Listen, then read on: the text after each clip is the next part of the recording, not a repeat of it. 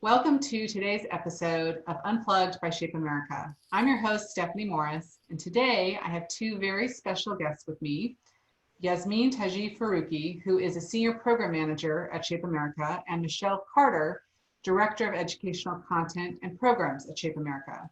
Hello to you both, and thank you for being on the show. Thank you for having us. So first and foremost, I just want to check in with both of you. How are you right now? I know that I have the privilege of being able to work with you each and every day, which I love, and talk with you regularly, but I'm betting our audience would really like to know. How are you doing, Michelle and Yasmeen? Thanks for asking. I think there's been so much going on these days. The sad part is that nothing's new, but I'm sure it's been a rush of emotions for the both of us. Whether it's COVID or what's currently going on in Yemen or what's happening in our own backyards in terms of the social injustice, it's not hard to feel overwhelmed. But I think the last couple of weeks has shown us that our voices really matter and that we can do something that's going to make a difference. As small as they are, changes are happening, but we still have so much work to do. Absolutely, Yasmeen, I agree. I know for me, it's been a very emotional last few weeks. I think about my own children and really honestly, all of the children, students in the US right now. I think about COVID-19 and how that's affecting children and families. My daughter is starting kindergarten, so that weighs on my mind heavily. And I think about other parents who are in similar situations. And then the same thing around the social injustice. I think about the unrest in our country with people fighting to break systemic oppression. So we as a society are dealing with a lot right now, and I've been taking the time to learn as much as I can and truly understand what's happening and how I can personally make a difference in my community. Thank you both for sharing that. As everyone knows, you are the incredibly talented team behind Shape America's new service learning program, Health Moves Minds. Can you share with us a little bit about your roles related to this program and how you work together as a team to develop it? Sure. I think to get a good understanding of that process, I want to share a little bit about our backgrounds. I'm the daughter of immigrants that came to the US, looking for a brighter future, as all immigrants do. But no matter how much my parents tried to protect me growing up as a Palestinian Syrian American, it's put me through experiences that really shaped my life and now my career path. For both Michelle and I, the racism and inequities that we had growing up and seeing it getting worse over the last several decades has really changed us. But not in the way you might think. It's bonded us. It's made us grow, and it's made us want to use our voices to help others. So almost 3 years ago now, I guess, wow, time flies. Almost 3 years ago, we had this opportunity to build this new program. And we both recognized that we really needed to harness the privileges we had in the positions we have at Shape America, and do something different. The fact that we're in the positions we are in at Shape America is our privilege. And the fact that we come from the cultures that we come from gives us the understanding and empathy to use that privilege to kind of uplift others and give them voices and help them find their voices. And so that's really what helped us lead to the concept of Health Moves Minds. Yes, I am Puerto Rican, so that, shaped my experiences growing up as well. And I'm also a former health and PE teacher. So after just talking with teachers around the nation and just honestly seeing it through the media, you see school shootings, you see that, suicide rates are raising, just trauma that you might hear about students going through, the special attention as educators we've paid to bullying. We needed something different, and we took this opportunity to kind of look at all these things and embrace the opportunity that we were given. We knew that we needed to take our privilege and privilege at Shape America, the position of being at this national organization, to help teachers really and harness that platform. How can teachers harness that platform of being in front of students? And so with my teaching experience, I also saw that students were dealing with anxiety and depression and having a hard time dealing with complex emotions. So all of that combined kind of helped lead us, and plus confirmation from our membership and what we were hearing just all led to this perfect timing to create the program. Thank you both. I really, really enjoyed hearing about your experiences and things that really fed into the development of this program. It's so heartfelt and meaningful, and thank you both for being so brave and being willing to share that with our audiences. So, what is the most meaningful aspect of this program to each of you personally? I think I really love that we're teaching children it's equally important to take care of their minds as it is their body, and that how being good and being kind to others, it fulfills you, it empowers you. It's all this mind-body connection that I think is really, really important. And what makes this program stand out is that kids can identify with the concepts being taught immediately. As I mentioned, I'm a former health and PE teacher, and so we always teach about healthy lifestyle, teaching about how a healthy lifestyle prevents chronic illnesses like diabetes and heart disease, and we totally should 100% do those things.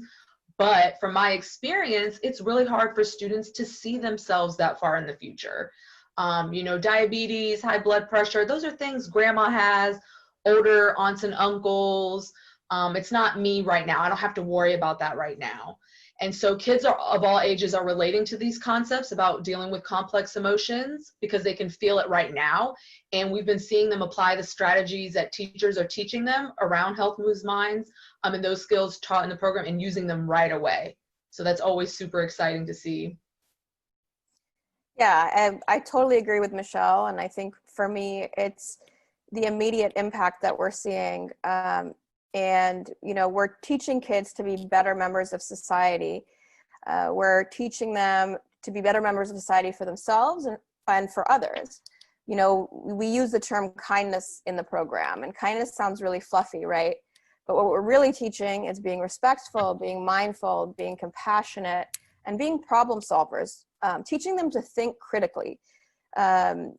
Students are taking away these skills that they're going to use every moment of their life, like how to react to a friend, thinking through their actions in their school life and in their home life, and help them make better decisions, quicker decisions, and react in a kind way. It's really helping them shape their well-being, helping them build friendships, helping them build a better society, and all of that roots in kindness. We're seeing these really strong bonds and connections come between teachers and students that are implementing the program. And we're also seeing students go home to their family members and teaching their parents how to manage their emotions and how to be kinder individuals. So seeing all of that is just it's really something special, and it's so beautiful to see how empowering the program is for the students that are in it. Thank you both. And what is your biggest hope for this program in years ahead? That's a great question. I think my biggest hope is that the themes of the program become really ingrained into the cultures of our school and around our nation. And we help build this stronger, more culturally sensitive school in every school in the nation, where kids feel safe to be themselves, no matter what the backgrounds are. And they feel it's ultimately safe to learn. There's so much work we have to do as a society, but one really great place to start is schools. Absolutely.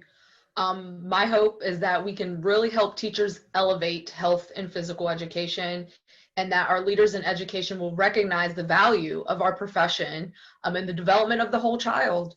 I think this program has a unique way to kind of hit all those things around SEL and health and PE. So that would be my real hope for our profession. And this program, really, I think it all is intertwined. I happen to agree with both of you, and thank you very much for sharing that. So, given that we are in an unusual time in grappling with a global pandemic, what would you say to teachers who are pondering whether it makes sense to implement a program like this next year, especially knowing we may well not have kids in physical environments? I think concentrating and focusing on social emotional learning and equity, diversity, and inclusion was always important, but I think it's going to be even more important moving into the fall, whether kids are in school or at home. We're entering a different world, and support from the adult figures in the lives of kids is going to be really important, and really integral to helping them figure out how to be successful just as people. We can teach as much math, science, and English as we want, but if we don't fulfill their basic human needs, nothing matters. Totally agree, Yasmeen. It's going to be so important in the fall for teachers to make more of a concerted effort to connect with their students, more so than usual. We always know we want to have good relationships with our students, but it's going to be extremely important, especially when you're not guaranteed all the face-to-face time that you would to normally build those relationships. So we're going to have to be really thoughtful with that. And teachers are going to have to really even create that sense of community within their classes too. So that one individual connection plus the community between the students is going to be super important. And through Health Moves Minds, we're really teaching skills around that and skills that are valuable for a lifetime. So if you're looking and you're not sure where to start, Health Moves Minds is a great place to start looking at how SEL, EDI, some of these big concepts can fit in naturally. I love it. Thank you both. And I really have to say, I love what you've done with the Health Moves Minds at Home brand and the extension of the resources so that they're really easy to implement for teachers who are teaching kids who are still at home and may still be at home for this fall. I think there's so much opportunity and promise there. So with that, thank you both for your time. Any last words you want to share with our audience today? I think everyone has so much on their minds right now, dealing with navigating through their own lives. It gets really overwhelming, and it's really easy to just concentrate on yourself and just on getting by. But, we tell our students that to learn something new or to learn a new skill, it might be a little uncomfortable, and there's going to be that stage where you feel uncomfortable, but that's what growth is. To grow and to learn something new, you have to be uncomfortable. So we really need to practice what we preach. If we don't take these pivotal moments in history to learn and change and improve, then we're really not only committing an injustice to ourselves, but to our children and our students as well.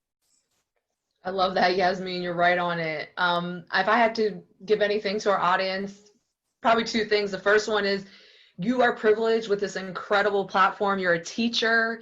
You have the opportunity to teach hundreds of students.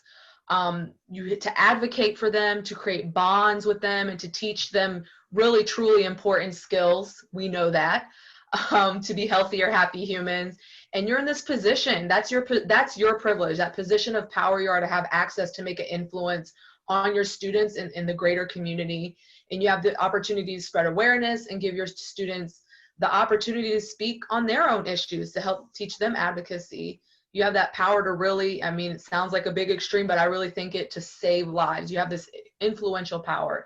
And if the last thing I could say, it was take care of yourself. That's what this program is about, is helping students to learn to take care of themselves. And so I encourage you to do the same as well. Terrific. Fantastic. Thank you both again so much for being my guests today on Unplugged at Shape America. Everybody, I hope that you enjoyed this episode. I hope that you tune in next time, and thank you very much for joining us.